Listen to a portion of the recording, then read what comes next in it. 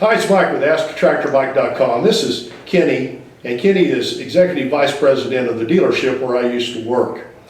And before Kenny and I worked for the same organization, when he was coming out of college, I had just started as an AGCO territory rep for Southwest Missouri. And we're going to relate a story today that we were both involved in. It is one of my most embarrassing stories that I want to preserve for posterity because it was funny after it was over. It was funny while it was happening too. Well, it was for you. It wasn't for me. But I'm a guy that I was at a radio station doing market reports for farmers, and I got an opportunity to go into the farm equipment world, and I somehow bluffed my way into getting hired by AGCO Corporation. And I was a farm kid, but not a typical farm kid like a row crop. I didn't know the difference between a straw chopper and a concave and a combine, but I knew little tractors. And so we had a combine training deal, and Kenny had just got out of college and got hired at one of my biggest dealers. And there was do you remember the name of it that we were going to? It was the new Gleaner R60 series. R62 is what they were going to showcase. I think if I remember right, it was called the College of Knowledge, Gleaner Combine School. Yeah. And so me being a new territory man and Kenny being a new dealer salesman, they decided to send us to this training. And we lived in Southwest Missouri. The training was in Omaha, yep. Omaha, Nebraska. And you knew combines, so yeah, we'd always ran combines. Now we didn't run the new ones, but we always ran combines. Cut some wheat, fescue seed, but west of us there were guys shelling corn, cutting soybeans, and I had a lot of family in northern Missouri. They all row crop farmed, and so I was familiar with the combine. So Kenny is got a pretty good knowledge of combines. Mike has zero knowledge of combines. I've never driven a combine.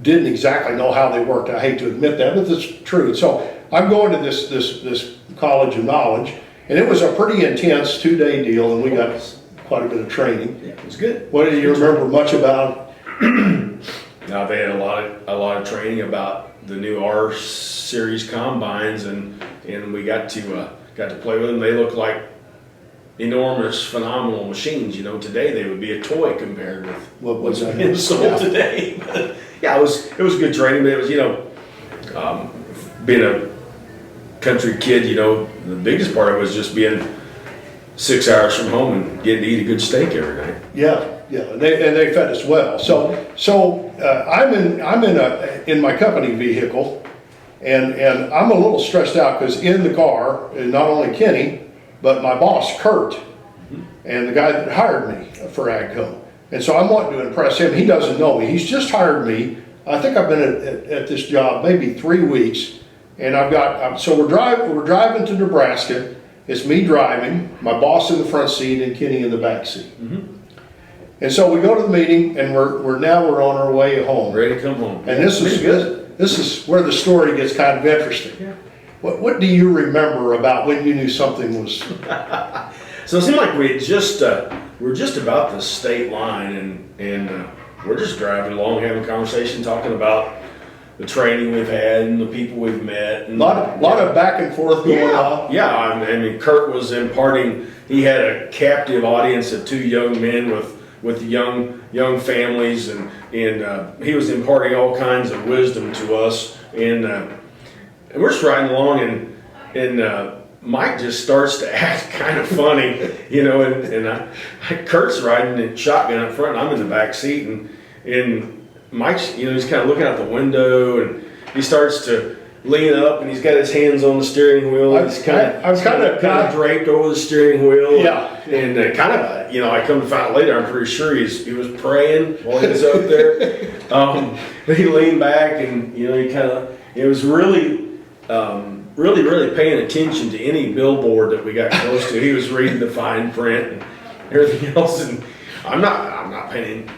I don't put 2 and 2 together. I think Mike's obviously distracted by something. I don't know. Mike, you need the restroom, or lunch didn't suit you, or what? So I think did we go up one day and come home 2 days later? Was it a 2-day thing? I think it was. So the backstory to that, on the first day, I'm in Omaha, and I look down at the gas gauge, and I think, I have got to get gas. I'm in it's a Chevrolet Lumina, and the gas gauge is right on empty. And then we got driving to and from the thing one day, and then another day driving to and from the thing, and then we're headed home, and my brain tends to shut down a little bit when I've got people with me, and we're having good conversation. I'm a little intimidated. I've got my boss that I don't know that well. And we had just passed Nebraska City. Yep.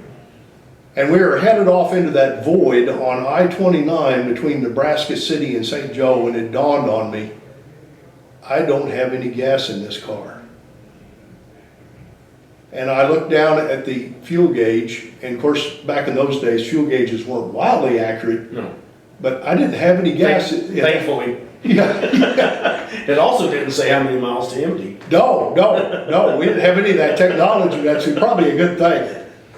So at that point in my career, I had a plan. You know, you always got to have a plan.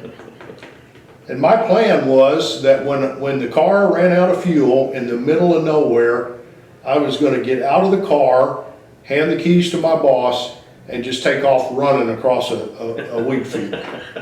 I'm done. I don't have any way of recovering from running out of gas. So that's when Kenny noticed there was something wrong with me. And I have to say, after the birth of my kids and seeing them for the first time and meeting my wife for the first time, the best sight I've ever witnessed with these eyes was the Rockport Truck Plaza. Yes. And we drove in. We didn't coast in. We actually drove in. We went in, and the motor was still running, and I shut it off at the gas pump, and that's when I told you. But the happiest I've ever been in my life to be somewhere was at the Rockport Truck Plaza, and I was able to keep my job and had a successful 10-year career at AGCO, and then went to work for the same dealership Kenny works for in 11 years, and now the YouTube channel. But it was good. It was good. It was good. But so did you ever, you know, such a little thing that completely harmless, but just the pressure put on Mike kind of shortened his life by a couple of years. Yeah, some of these gray hairs started right there that day. Well, that's our story for today. Just wanted to relate that. Appreciate you watching my videos. I'd be honored if you would subscribe to my YouTube channel, and you can do that by clicking the Mike face icon, and check that bell so you're notified when I post future videos. Here's a link to my website, the Tractor Fun Store, with cool items for sale for the tractor owner to help support my channel. And here's a couple other videos you might want to watch. Thanks for watching.